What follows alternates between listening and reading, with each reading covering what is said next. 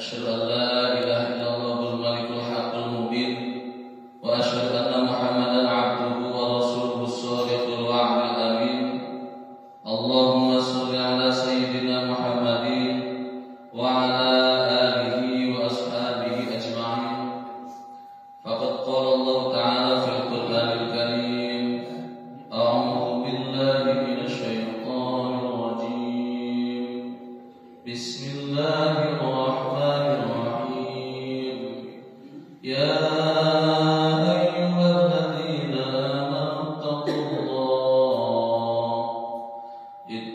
الله وقولوا قولا سديدا يصلح لكم أعمالكم ويغفر لكم ذنوبكم ومن يطع الله ورسوله فقد فاز فوزا عظيما وقال الله تعالى أيضا إذ قال له ربه أسلم قال أسلمت لرب العالمين.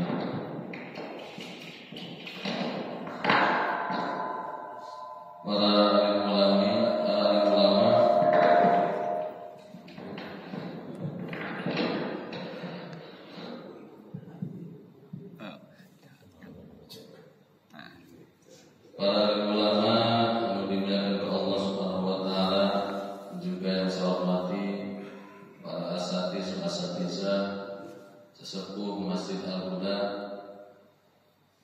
juga yang saya hormati.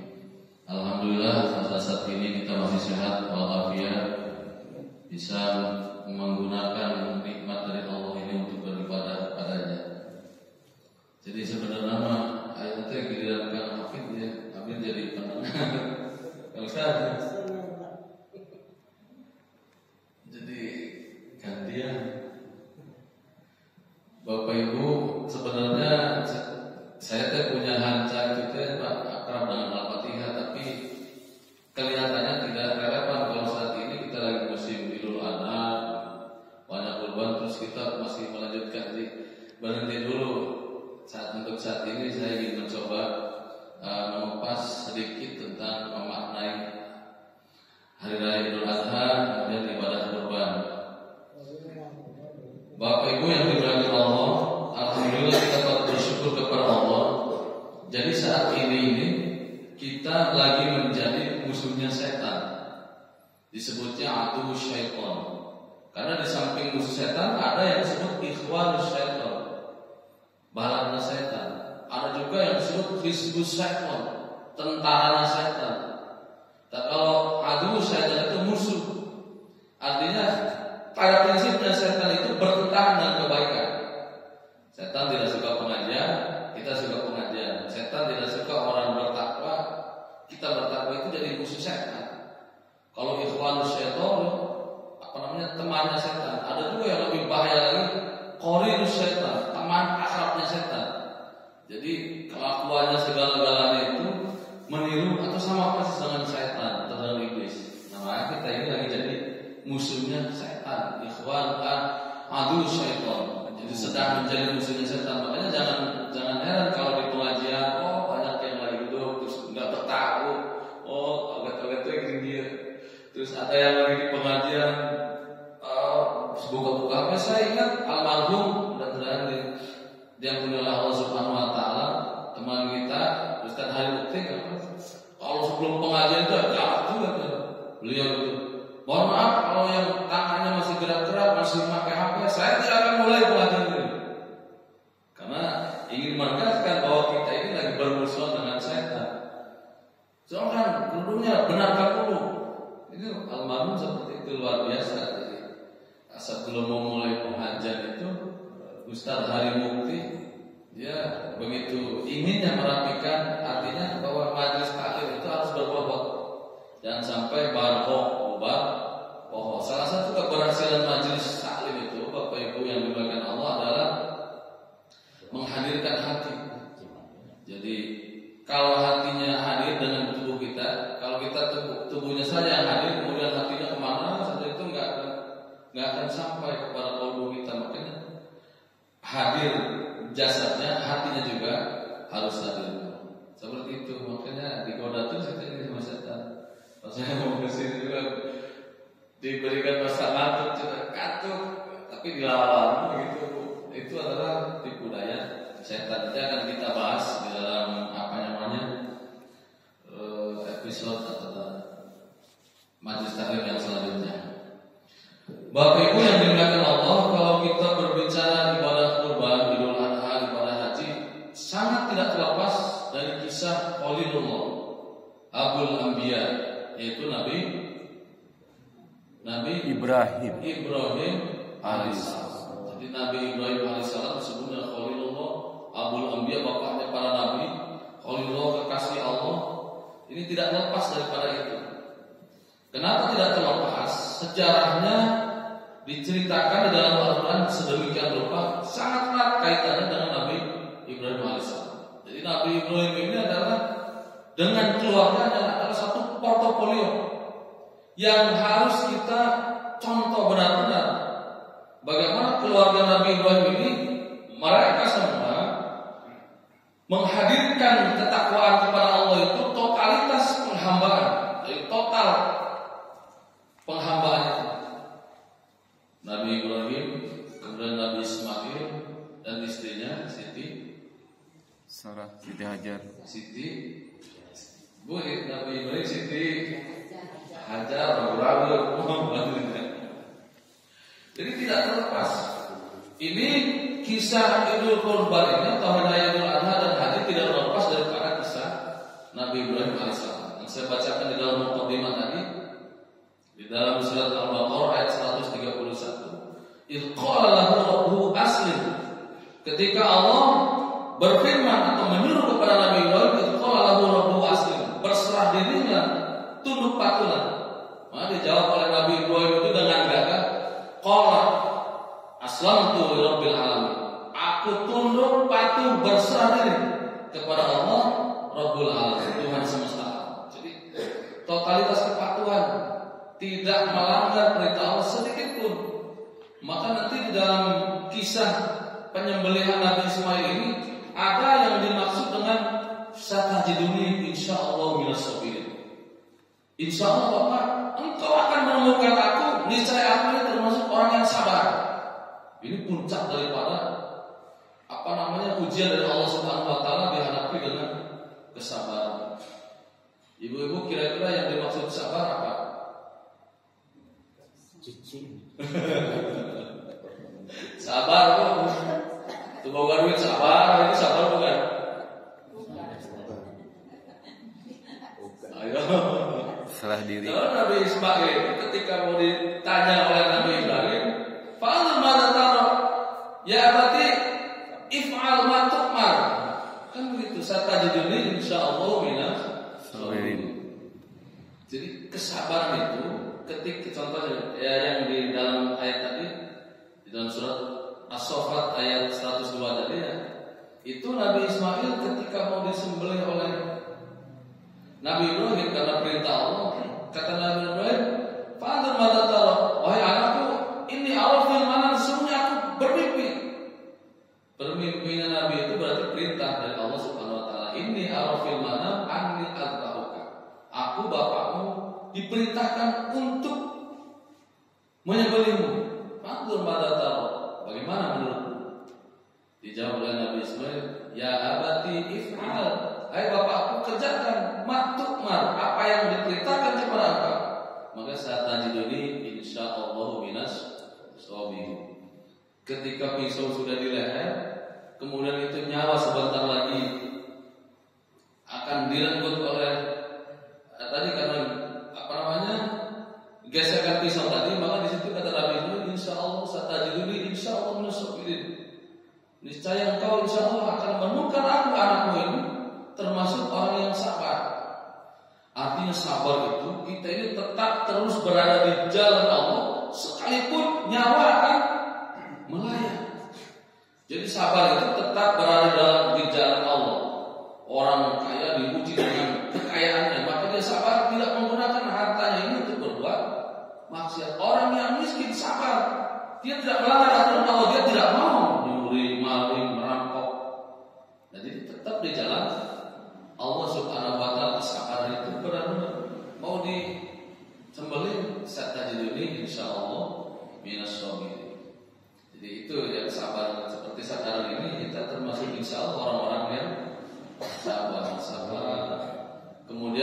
ada lagi. Jadi kata Nabi, orang yang cerdas itu, orang yang cerdas adalah orang yang dia tidak bosan mendengarkan satu ilmu walaupun diulang ribuan kali. Itu orang cerdas kata Nabi. Jadi walaupun Bismillah dia sudah hafal dan sudah biasa, tapi ketika ada yang mengajarkan didengerin lagi, itu orang cerdas. Cerdas dan tawadu. Tawadu dia rendah hati, bukan tarawadu. Tawadu Ustaz. Jadi kemarin memang itu di Tanjung Sari waktu itu teteh mah tawadu mau duit mau tawadu kalau rendah hati.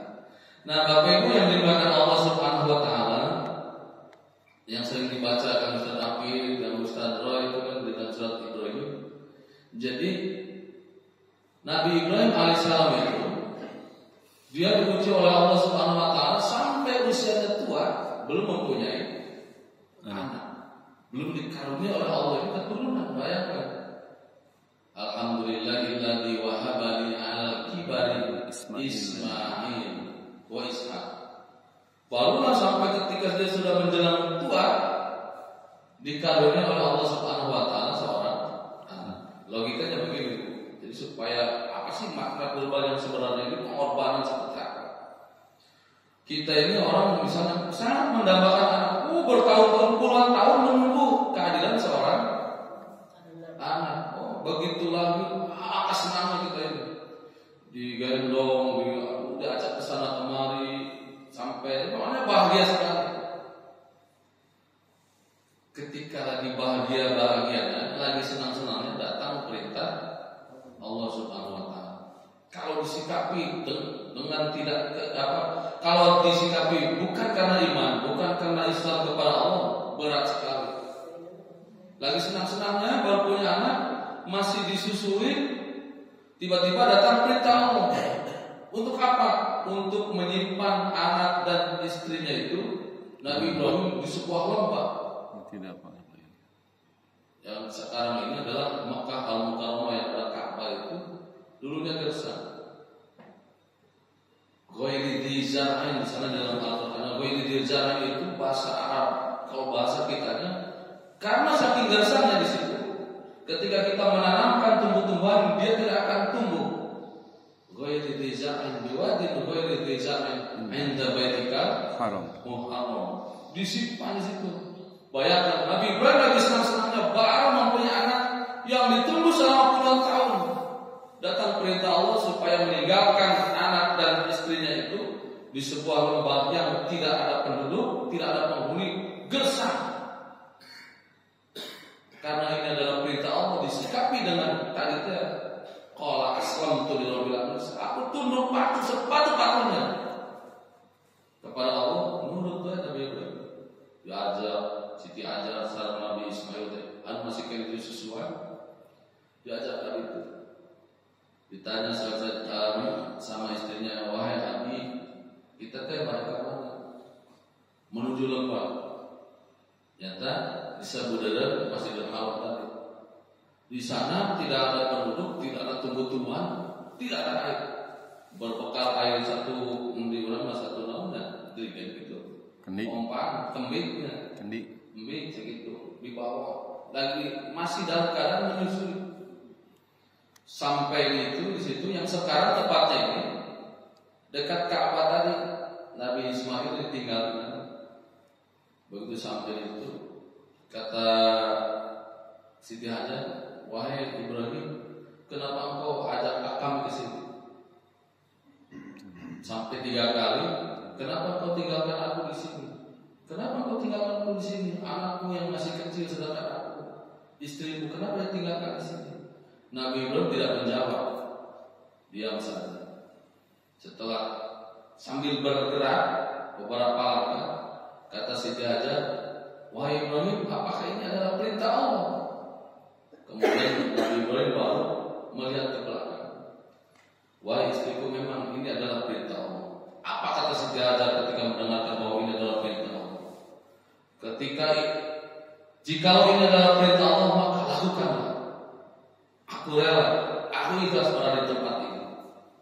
Ini karena perintah Allah tadi. Ibu kira-kira membuka pintu disimpan itu tega apa? Tapi perintah Allah. Nabi Ibrahim sampai ditinggalkan lagi senang-senangnya punya anak, baru punya tinggal. Nabi Ibrahim berangkat, kemudian dalam kisah itu Siti Hajar kehabisan air susu. Wow, sampai Nabi Ismail itu meronta-ronta nangis, bayi kebingungan, dia naik ke atas. Barangkali ada orang, tidak ada orang. Akhirnya apa? Berlari-lari kecil dari sofa ke Bukit Marko, lari-lari kecil mencari barangkali ada orang atau menemukan makanan atau menemukan sumber air sampai 7 kali bolak-balik. Maka karena ini adalah perintah Allah, maka datanglah pertolongan dari Allah Subhanahu wa taala melalui malaikat Jibril, maka keluarlah air Zam-Zam itu. Sampai saat ini luar biasa. Ini jadi kepasrahan, totalitas kepasrahan kepada Allah ini pelajaran penting itu. Ketika diperintah untuk menyimpan anak dan istrinya, oh ini perintah Allah, dilaksanakan. Tidak takut apapun. Tidak takut mati, tidak takut sengsara, tidak takut kehilangan anak. Dan seperti itu, jadi kepasrahan ini. Nabi Ibrahim orang yang pasrah. Kemudian Siti Hajar pun ketika ini adalah perintah Allah, dia pun rela. Makanya portofolio contoh yang baik untuk diterapkan di dalam kehidupan kita sehari-hari, anak istri. Nah, sekian lama Bapak Ibu akhirnya ketemu kembali. Ketika bermalam di Musdalifah, maka Nabi Ibrahim alaihissalam bermimpi. Ini di dalam surat kalau tidak salah surat As-Saffat-nya. Surat As-Saffat ayat 102. Falamma balagha ma'ahu sa'ya qala ya bunayya inni ara fil manam anni adbahuka fanzur madza tara. Ya abati fa'al ma tu'mar satajiduni insyaallah minas sabirin. Itu surat As-Saffat ayat 102. Jadi falamma balagha ma'ahu sa'ya, ketika Nabi Ibrahim usianya mulai beranjak dewasa. Ini dalam keterangan ada yang mengatakan 6 sampai 7 tahun, ada yang 14 tahun, tapi di situ falamma balagha ma'ahu sa'ya, ketika Nabi Ibrahim ini Ismail ini usianya sudah bisa diajak kerjasama. Maksudnya kalau misalnya anak kecil kan belum bisa. Yuk, ibu tuh misalnya bulan masih kecil diajak masak bantuan masak nggak bisa. Jadi belum bisa diajak kerjasama karena masih anak-anak ini masih sudah bisa diajak kerjasama. Kira-kira umur berapa? Yaitu 14 tahun tadi misalnya. Neng, bantu mama masak. Kemudian kan misalnya ngiris-ngiris bawah, itu sudah bisa kerjasama. Falamma balagha ma'ahu sa'ya qala ya bunayya inni ara. Anakku Ismail, kata Nabi Ibrahim, sesungguhnya aku melihat dalam mimpiku Allah memerintahkan aku untuk menyembelihmu. Nabi Ibrahim bertanya kepada Ismail ini supaya berpikir, fanzur madza tara, bagaimana menurutmu? Jadi tidak langsung sebenarnya dia Allah memerintahkan dia dikunci, tapi memberikan pertanyaan kepada Nabi Ismail. Fanzur madza tara, bagaimana menurutmu? Dijawab oleh Nabi Ismail, ya abati, wahai bapakku, if'al ma tu'mar, kerjakanlah apa yang diperintahkan kepadamu. Satajiduni insyaallah minas sabirin. Sesungguhnya insyaallah engkau akan mendapat itu termasuk orang-orang yang sabar. Jadi Nabi Ibrahimnya benar-benar totalitas berserah diri kepada Allah. Siti Hajar pun demikian, Nabi Ismail pun demikian. Jadi anak, istri, suami benar-benar dia akan pasrah terhadap keputusan Allah Subhanahu wa taala. Jadi pengorbanan Nabi Ibrahim luar biasa. Kita mah cuma disuruh ke masjid, disuruh sedekah misalnya, orang-orang suruh berkorban untuk nyawa dalam mata di dalam Al-Qur'an, la tulhikum amwalukum wa auladukum, harta dan anak atau zuyina linnasi hubbus syahwat minan nisa wal banin. Jadi godaan terberat itu adalah anak. Kadang-kadang orang bisa jahat gara-gara anak. Maka jangan memalingkan anak-anak kita ini daripada berpaling kepada Allah Subhanahu wa taala. Tidak demikian dengan Nabi Ibrahim tadi, disuruh ditinggal di tempat yang tandus kering karena ini perintah Allah dilakukan. Kemudian Nabi Ismail ketika ingin disembelih, disuruh disembelih, bahwa ini adalah perintah Allah, bagaimana? Dilakukan. Ibunya soleh, anaknya soleh, istrinya juga soleh. Menjadi contoh yang baik bagi kita umat Islam. Kalau kita saat ini mana bersolat berjamaah dekat ke masjidnya ke DKM, dekat ke masjid. Tapi biasanya berarti kalau menimbang atau membandingkan, wah mungkin sangat jauh sekali keimanan kita dengan Nabi Ibrahim alaihissalam. Nah, di dalam kisah Bapak Ibu, setelah itu maka dibawa Nabi Ismail ini oleh Nabi Ibrahim ke Mina, mau menjalankan perintah Allah untuk dipencit. Ya, sampai di sana di jalan itu digoda oleh iblis. Di jalan digoda oleh iblis. Maka iblis itu bilang ke Nabi Ibrahim, "Wahai Ibrahim, alangkah bodohnya kamu." Kata iblis, setan kembali lagi ke masalah setan. Anak yang engkau tunggu-tunggu kemudian lahir setelah dewasa, agak dewasa, harus kau bunuh, harus kau sembah, harus kau bunuh karena perintah Allah. Terus, tapi dijawab oleh Nabi Ibrahim, dilempar batu. Iblisnya itu dilempar batu, maka ada yang disebut dengan lempar jumroh aja. Jadi lempar jumroh artinya apa sih? Jumroh ulang, jumroh ustok, jumroh apa? Itu teh berkaitan dengan kisah ini. Tadi Sa'i dari kecil itu berkaitan dengan lamun nanti ibu bapak kalau ke haji menapak tilas, di Siti Hajar lompatan, balik jam meninggalkan orang, magendong orang bayi. Jadi semakin kuat iman gitu kan. Maka berangkat ke haji itu tujuan seperti itu untuk meningkatkan kualitas keimanan. Lari kecil, orang napak tilas mengenang, ini iya kan. Tilas Siti Hajar tuh mencari-cari air, minta pertolongan kepada orang lain. Semakin kuat jadi keimanan. Makanya ketika benar-benar merasapi manasik haji, apa-apa yang dilakukan di dalam ibadah haji itu, maka pulang dari haji insya Allah semakin taat kepada Allah, disebutnya haji mabrur. Tapi bahasa KTP haji kalau perlu ulang sengaja jadi haji burhan. Apa lu? Haji apa haji burhan? Ngaran Nabi bawa haji burhan. Ulah sudah jadi haji burhan menang itu ningali dia. Sudah jorang, mana tertahan. Jadi tapi adanya kadang-kadang ayah dengan sekolah, tapi kalau kamu rusak, dia aja. Naudzubillah min dzalik, guru semakin taat berarti tidak berhasil.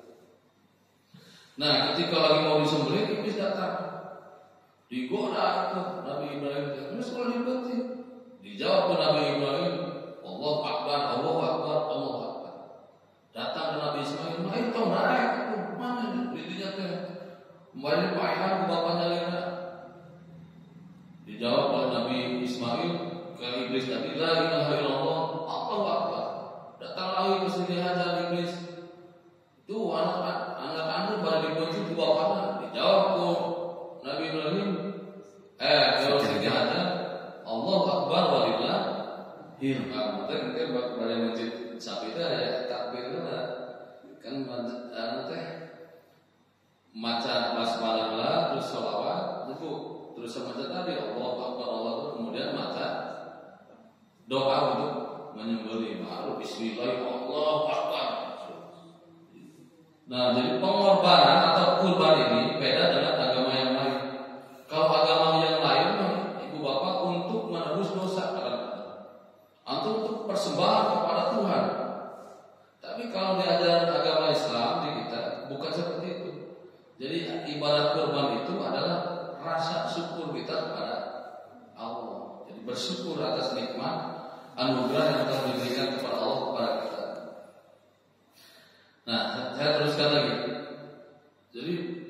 iblis tadi terus-terusan menggoda, walaupun itu sebentar lagi, malah jangan betul iblis. Kamu ini bodoh sekali Ibrahim. Dari kecil sudah dari dulu menunggu anak, ingin punya anak, begitu dewasa harus dibunuh. Tapi dijawab oleh Nabi Ibrahim tadi, Allahumma hadhihi minka wa ilaika. Baru-baru ini ketika sudah menempel, maka disitulah datang pertolongan Allah Subhanahu wa taala, diganti dengan seekor domba yang gemuk, disebutnya domba gibas atau domba gibas. Nah, inilah awal mulanya ibadah kurban ini dapat sekali dengan kaitannya dengan peristiwa Nabi Ibrahim alaihissalam. Luar biasa, dari totalitas ketakwaan penghambaan kepada Allah Subhanahu wa taala, sekalipun dia harus cekasana membunuh anaknya. Oh, ini perintah Allah dijalankan, disuruh tinggalkan, ini perintah Allah dijalankan. Nah, inilah urgensi atas erat kaitannya dengan peristiwa Nabi Ibrahim alaihissalam. Nah, Bapak Ibu yang dimuliakan Allah, ibadah kurban ini di dalam Al-Quran dijelaskan di dalam surat Al-Hajj ayat 37, la yanalullaha luhumuha wala dima'uha walakin yanalullah taqwa minkum. Dipertegas oleh Allah, mundama ibu bapak kalau atas agam itu bisa meser sapi harga 50 juta, tidak menentukan besar kecilnya masalah sapi tadi, dagingnya atau darahnya, dia tidak akan sampai kepada Allah, kata ayat tadi. La yanalallaha luhumuha, dagingnya, wa dima'uha atau darahnya, walakin yanalullah taqwa minkum. Akan tetapi yang dapat menyampaikan kurban kita ini adalah ketakwaan kita kepada Allah. Jadi niatnya yang tulus, ikhlas tadi. Orang kurban bisa melihat, orang makanya yang dipuji kupatu dia. Bukan berobat sapi orang kita tidak akan sampai. Dagingnya, darahnya tidak akan mencapai ketakwaan Allah Subhanahu wa taala. Nah, apa yang bisa menyampaikan itu? Keikhlasan, ketakwaan kita, niat kita benar-benar semata-mata karena Allah Subhanahu wa taala. Kan pernah terjadi di dalam kisah Nabi Adam itu, ketika baru anaknya kembar-kembar, kan Nabi Adam itu punya anak kembar itu, Habil dengan Qabil. Bukan, kembarnya itu bersilang, laki-laki perempuan. Qabil dengan Iklimah, kemudian Habil dengan Labuza. Nah, karena ini ingin memperbanyak keturunan, Allah memerintahkan supaya dinikahkan silang. Jadi tidak boleh ada sabrojolan dalam kandungan. Mereka boleh bapak bukan tunggu.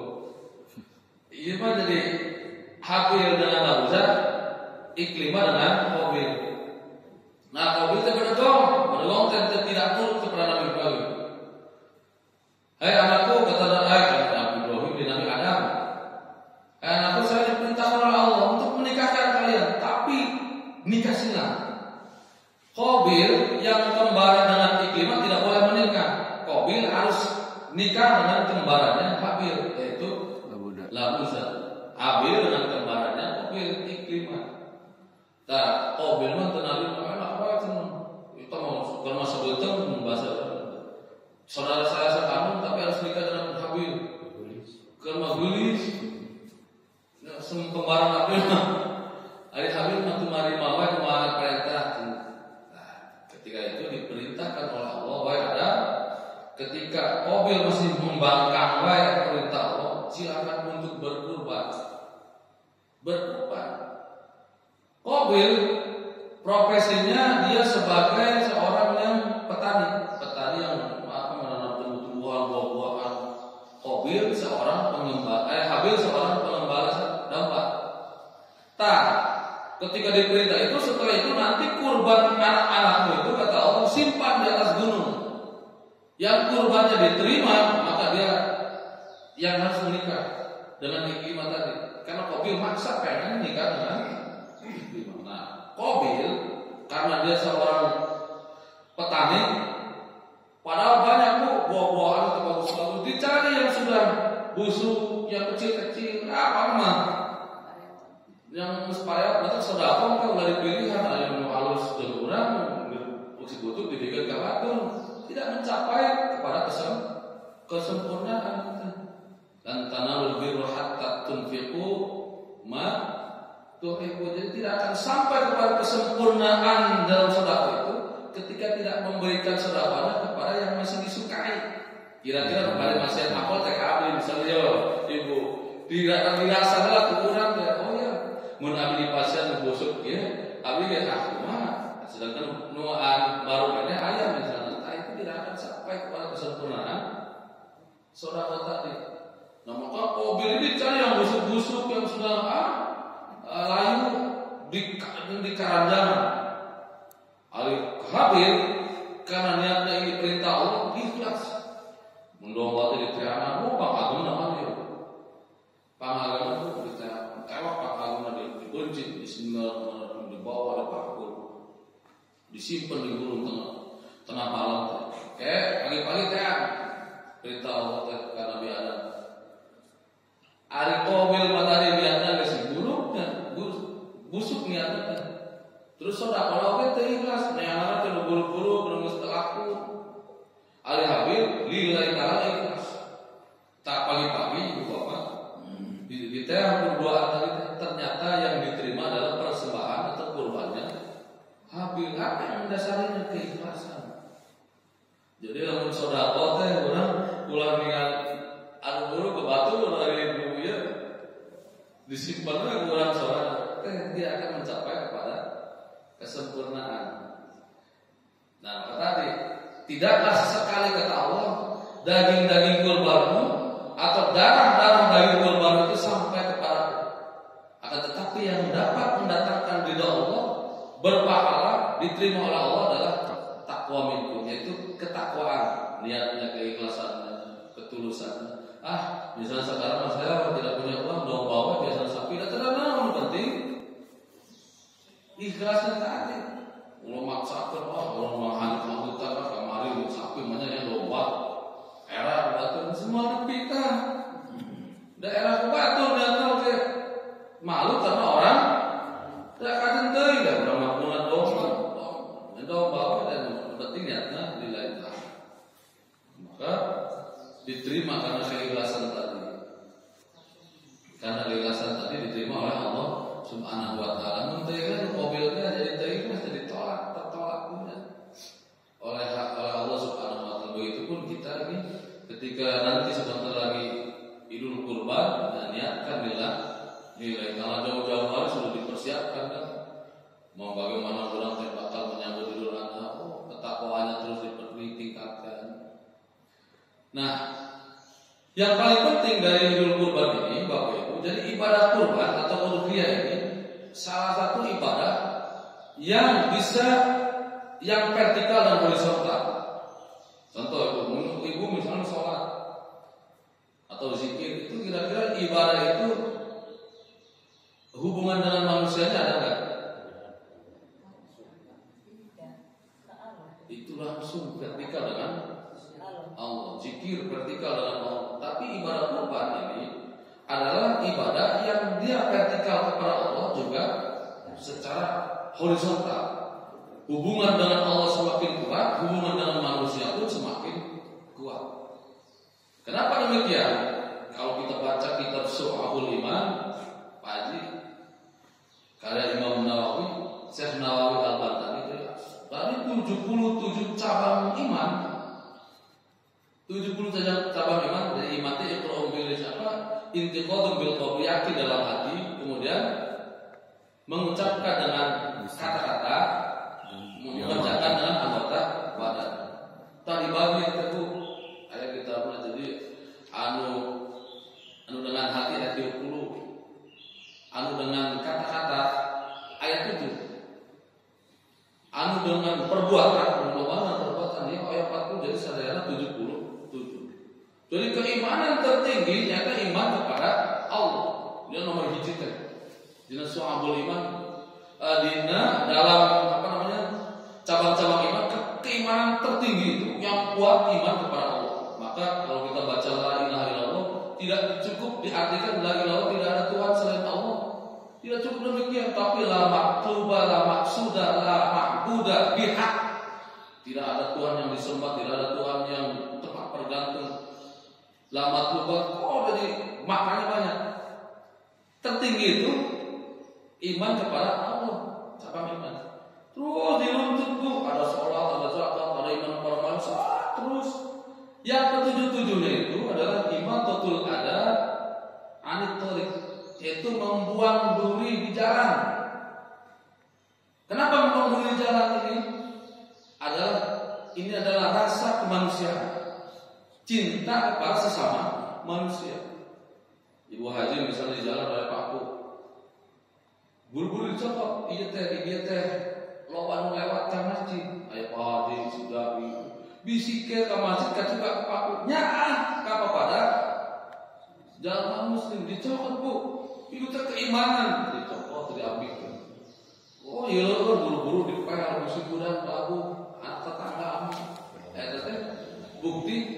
Jadi iman yang terkuat, iman kepada Allah. Sampai rangkaian yang terakhir yang ke-77 tadi, iman totul ada anit torik. Artinya apa? Ketika orang mengaku iman kepada Allah, buktinya itu kepada sesama manusia dia harus benar. Kalau mengaku iman tapi ke manusia yang lain, misalnya galak. Para manusia suka gibah, suka namimah, suka mengadu domba, ngewah kebatul, mencari permusuhan, itu keimanannya berarti tidak benar, saya pastikan. Jadi buah keimanan yang benar itu, jadi akhirnya akhlak. Akhlak itu apa? Menyayangi sesama manusia. Atau orang manusia atau mendapatkan kasih sayang dan keimanan dari keimanan kita. Nah, kurban pun demikian. Apa sebagai bentuk taqarrub ila Allah? Aku bersyukur kepada Allah kurban. Kami enggak doa terus di Masjid Al-Qur'an yang sapi hiji 20 juta. Pak Haji, Pak Ketua cenah ya 20 juta. Niatkan lillahi ta'ala Bu. Buru-buru. Itu ingin mendekatkan diri kepada Allah kuat. Apa nilai sosial nanti? Daging eta teh urang bagikeun, kunaon kudu dibagikan. Sebab orangnya kepada jalma urang bebenghar misalnya. Di kulkas can pernah kosong daging, telur, dan lain sebagainya. Tapi bayangkeun tetanggi urang buah-buah eta. Setahun sekali pernah kapanggih, pernah manggilan daging ayam, daging sapinya, kurang apa pada dalam kata tangga bersama umat muslim. Kurban sebetulnya itu nilainya. Jadi hubungan kepada Allah juga, kemudian hubungan kepada sama. Kalau nyata yang orang mah mungkin saja tidak mengalami karena tidak pernah mengalami, tidak pernah di kulkas kosong misalnya. Tapi begitu nengok rumah tetangga misalnya, daya nanawan di kulkas es unggul. Banyak yang demikian. Jadi rasa kanya orang kepada sesama manusia dibuktikan. Hubungan kepada Allah dengan taqarrub ila Allah yang ikhlas, mencit hewan kurban, kemudian kepada sesama manusia ayat rasanya. Jadi hubungan vertikal dan horizontal. Di dalam riwayat Bukhari Muslim jelas, la yu'minu 'abdun hatta yuhibba bi akhihi ma yuhibbu dinasiti, karena tidak beriman kata Nabi orang yang tidak menyayangi saudaranya sebagaimana dia menyayangi dirinya sendiri. Balik nyentrak, balik mukul, dipukul, pulang, ya dia batur. Tapi orang teh ini yang kurban atau hayang mah bisi wae dibagikan ke mana gitu. Eta mun di lembur eta misalnya tidak pernah menemukan daging sapi. Eta si kecil eta saya menunggu can pernah masak daging sapi. Memang ada itu. Orang tulungan tah juga ada dipencit tapi kurang bagikan dulu atau nanti semiskin alhamdulillah atau bisa nyaten. Tak seperti itu. Jadi menanamkan rasa taqarrub ila Allah, kemudian menanamkan rasa sosial. Karena hakikatnya keimanan itu adalah intinya buahnya adalah akhlak. Akhlak itu adalah bergaul dengan baik kepada sama manusia, saling kasih sayang, saling perhatian. Seperti itu. Jadi penting sekali ibadah kurban ini sebagai bentuk penghambaan taqarrub ila Allah. Kemudian kita bukti keimanan kita kepada Allah Subhanahu wa taala. Fikih kurbannya sudah pada hafal kan? Ulu domba atau sapi atau onta. Kemudian dagingnya bisa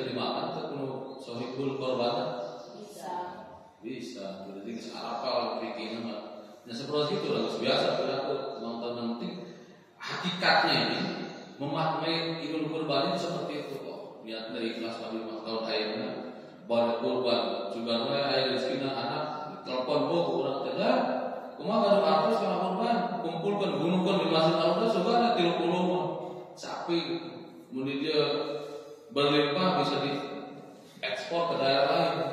Sebab yang diperhatikan ku abdi mah ibu bapak di Bandung mah sudah berlimpah di daerah abdi kemudian dia orang-orang wah banyak sekali. Tapi ketika berbicara daerah yang lain, satu daerah hampir tidak ada yang kurban gelombang kita ya, maka namun bisa menjadi subsidi. Ada dia bisa berlimpah cukup nawan bisa tapi diekspor ke daerah lain. Di situ digunakan untuk syiar dakwah kan gitu. Jadi itu di sana ajangan coba pengajian itu bagikan syiar. Jadi di samping tadi ke takut bilallah kemudian rasa bersyukur ada syiar Islam. Kita kebablasan dengan menuju di Jakarta banyak Gubernur Ahok masalah temuan masjid di masjid pokoknya masih inilah Islam. Akan baik bahwa besok itu temuan ketika kita lagi menyaksikan hewan kurban yang dipuji itu yang disembelih, kemudian tanamkan dalam hati kita ini, aku ini bukan seperti binatang. Jadi harus ada hikmah untuk menghilangkan sikap-sikap kebinatangan yang ada pada diri kita. Maka disunahkan kalau punya hewan kurban itu dilihat pas mau dipuji, dia di Gusti Allah saat itu tunduk na sapi anu ahli bapaknya sampai ke digerong dia datang pasrah ke Allah Subhanahu wa taala bari dipuji ngakoler kemudian bismillahirrahmanirrahim cicing wae anjeunna pasrah ka Gusti Allah dipuji wae jadi upama masjid mah upama dasar mah kudu seukeut bisa dia tanya parang teh jadi sekali wae set dia bolak-balik karunnya. Dia mudah-mudahan sing loba yang kurban dan bu sing aya rezekinya. Soalnya bisa diekspor ke daerah lain.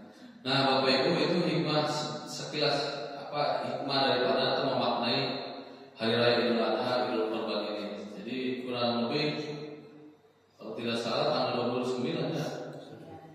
Insya Allah nanti kita bakal Idul Adha, kemudian ada ibadah kurban, kemudian kita mendoakan saudara-saudara kita yang sedang melaksanakan ibadah haji. Ayeuna terus aya berangkatnya kayak di masalah ibadah haji mah beda di segmen tentang manasik dan sadaqah. Ibu bapak mungkin itu yang bisa disampaikan, tapi intinya mah ingin menggugah jadi bahwa ibadah kurban itu sangat penting sekali untuk mendekatkan diri kepada Allah, kemudian untuk nilai sosial dan syiar agama Islam. Barangkali ada yang bisa ditambahkan atau ditanyakan tentang masalah tadi kurban tadi.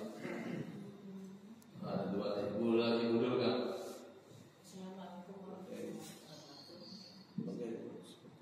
Saya mau tanya, kalau misalnya kurban, boleh nggak? Saya berkurban sapi misalnya, saya minta kakinya atau anggota badan lain boleh nggak? Bagian tertentu ya. Iya. Cuma jawabannya gampang ya.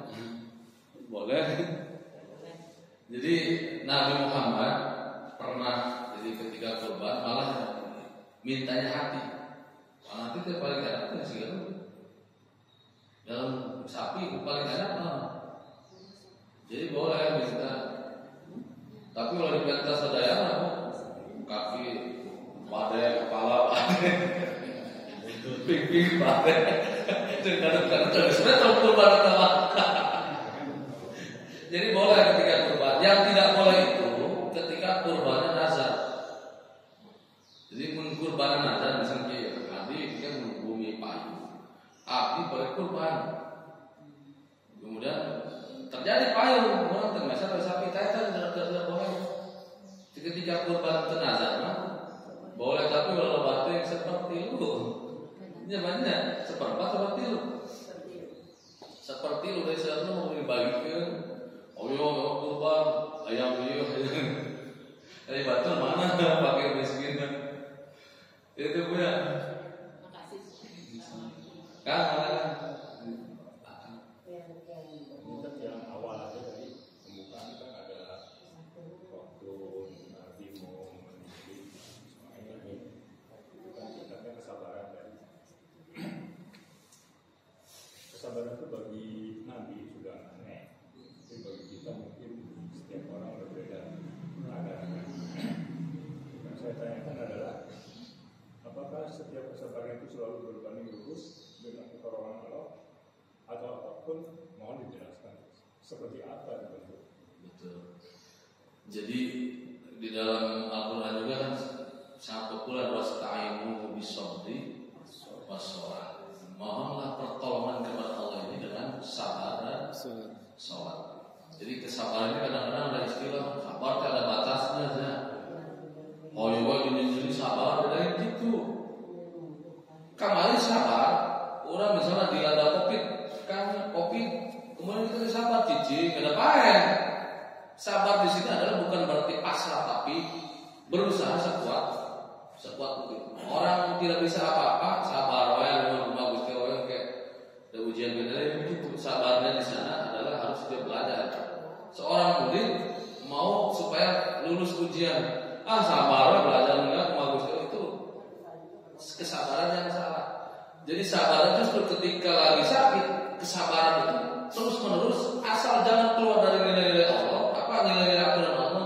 Contohnya begini, orang yang sakit kan sedang diuji, kesabarannya untuk diuji. Bagaimana supaya misalnya tidak suzon kepada Allah, wah Allah menyiksa, nah itu sudah keluar dari kesabaran. Tapi ketika disadari ini adalah ujian dari Allah, terus banyak istighfar, itu adalah sabar tadi. Jadi sabar itu bukan cici menunggu umang kayak bukan begitu, tapi berusaha sekuat mungkin. Orang kaya dengan kekayaannya disuruh sabar, malah lebih berat malahnya. Kemana-mana gampang, ingin segala-galanya dengan uang gampang. Tapi orang miskin juga dia harus sabar dengan kemiskinannya, tidak boleh merampok. Ketika dia keluar dari aturan Allah maka tidak sabar. Nah yang jadi pertanyaan itu, apakah berbanding lurus dengan apa sih kan? Nah pertolongan Allah. Jadi ketika kita berbicara Allah, wa nahnu aqrabu ilaihi minkum walakin la tubsirun. Jadi Allah itu benar sangat dekat. Dan maka dengan doa, dengan usaha ikhtiar yang kita lakukan setiap hari ini, itu adalah akan menghasilkan jadi kesabaran tadi. Jadi mohon kesabaran itu karena di dalam doa Pak minta sabar kepada Allah Subhanahu wa taala supaya diberikan rasa sabar. Jadi pasti ketika kita dekat dengan Allah, kemudian terus dekat dengan para kiai, orang-orang soleh, itu semakin kuat kesabaran kita untuk menjalani kehidupan. Jadi sabarnya bukan berarti dia ada yang mengatakan sabar tidak ada batasnya. Nggak ada batasnya, terus bersabar sampai husnul khotimah. Jadi kesabaran seperti itu. Jadi Allah dekat dengan kita, lebih dekat daripada kedua belah leher. Kesabaran itu diminta ya Allah tanamkan kita ya muqallibal qulub tsabbit qalbi ala dinika wa ta'atika. Wahai zat yang membolak-balikkan hati, tetapkan hatiku dalam berpegang teguh kepada agama. Jadi dimohon kepada Allah kesabaran, maka Allah akan memberikan kesabaran kepada kita. Seperti Nabi Ibrahim itu termasuk nabi yang diberikan gelar ulul azmi. Artinya nabi yang memiliki kesabaran tingkat tinggi. Karena dibuktikan oleh Nabi Ibrahim kan seorang nabi yang mempunyai ketabahan, kekuatan, keimanan yang sangat kuat, termasuk Nabi Muhammad. Tadi ada 6 nabi-nabi ulul azmi. Mungkin seperti itu. Jadi dimohon, ya Allah akan memberikan. Ketika tidak memohon, ya ada 5 merentan. Bergunanya. Ada 5 merentan. Ulul azmi mah ada 5 merentan. Nabi Nuh, ya, Musa, Nabi Ibrahim, Nabi Musa, Nabi Isa, Nabi Muhammad. Iya, cukup. Ada 5 benar. Ada lagi mungkin yang menambahkan hatur nuhun ya Kang Ustaz. Bu ada lagi Bu? Ada pertanyaan tuh? Nah. Assalamualaikum warahmatullahi wabarakatuh. Waalaikumsalam. Mau tanya Pak, kan untuk kolektif sapi itu untuk 7 orang ya Pak ya. Seandainya terjadi tidak penuh 7 orang, pokoknya 6 orang, boleh Pak itu dilaksanakan? Ya sangat boleh. Boleh? Boleh Bu. Seorang anak boleh, Ibu bisa sendirian kan dibantu boleh. Dan sering ada pertanyaan itu kadang-kadang di masyarakat begini, orang yang belum akikah itu kemudian kurban, sudah berbanah santet. Pernah mendengar itu enggak? Iya, pernah. Jawabannya gimana? Enggak tahu. Nah itu sering tuh kadang-kadang ada pertanyaan, aduh saya belum akikah kurban. Padahal kaitan antara kurban dengan akikah tidak ada kaitan. Jadi boleh ya?